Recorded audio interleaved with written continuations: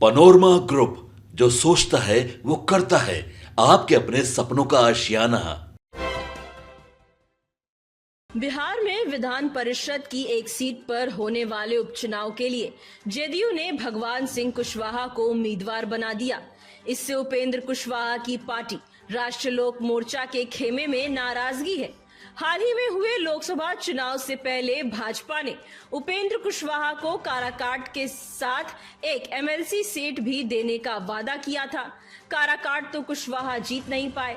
अब आरजेडी से एमएलसी रहे रामबली चंद्रवंशी की सदस्यता रद्द होने के बाद उनकी सीट पर हो रहे उपचुनाव में आरएलएम को मौका नहीं मिला है।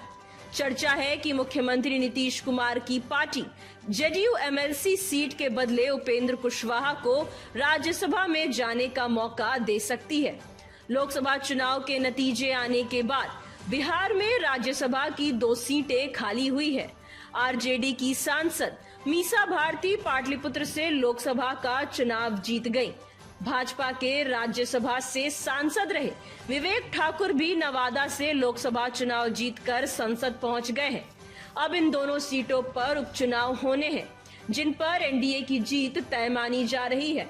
एक सीट पर भाजपा तो दूसरी जेडीयू के खाते में जा सकती है। जेडीयू अपने कोटे से आरएलएम चीफ उपेंद्र कुशवाहा को राज्यसभा भेज सकती है। इसकी चर्चा सियासी गलियारों में हो रही है। हालांकि अभी तक नीतीश कुमार की पार्टी की ओर से इस बारे में कुछ कहा नहीं गया है। राज्यसभा की दोनों सीटों पर उपचुनाव की अधिसूचना भी अभी जारी नहीं की गई है। ऐसे में समय आने पर स्थिति स्पष्ट हो पाएगी। लोकसभा चुनाव 2024 के दौरान एनडीए के सीट बंटवारे में राष्ट्रीय लोक मोर्चा को एक सीट मिलने पर उपेंद्र कुशवाहा नाराज हो गए थे। भाजपा के शीर्ष नेताओं ने उन्हें मनाने की कोशिश की और कुशवाहा से वादा किया कि उन्हें आगामी विधान परिषद के चुनाव में भी एक सीट दे दी जाएगी। इस पर कुशवाहा राजी हो गए। यह बात उन्होंने खुद सोशल मीडिया पर पोस्ट कर भी बताई थी। अब विधान परिषद की एक सीट पर उपचुनाव होने जा रहे हैं, जिस पर जेडीयू ने अपने प्रत्याशी की घोषणा कर दी है। ऐसे में उपेंद्र कुशवाहा की पार्टी नाराज हो गई है। आरएलएम की ओर से भाजपा को अपना पुराना वादा याद दिलाया जा रहा है।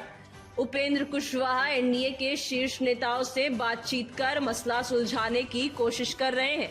चर्चा है कि जेडीयू उन्हें राज्यसभा की एक सीट देकर मना सकती है।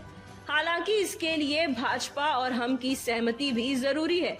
रिपोर्ट्स के मुताबिक राज्यसभा के उपचुनाव में दोनों सीटों का अलग अलग नोटिफिकेशन जारी होगा। दोनों सीटों के लिए अलग अलग वोटिंग होगी। सभी विधायक हर सीट के लिए वोट करेंगे। जिसके पास बहुमत होगा वही जीतेगा। बिहार में एनडीए की सरकार है और भाजपा जेडीयू के पास बहुमत है। ऐसे में दोनों सीटों पर एनडीए उम्मीदवारों की जीत लगभग तय होगी। हालांकि चुनाव अनिश्चितताओं का खेल होता है। क्रॉस वोटिंग और राजनीतिक समीकरण बदलने से नतीजे भी बदल सकते हैं। इसीलिए अभी कुछ भी कहना जल्दबाजी होगी। Bureau report, city post live.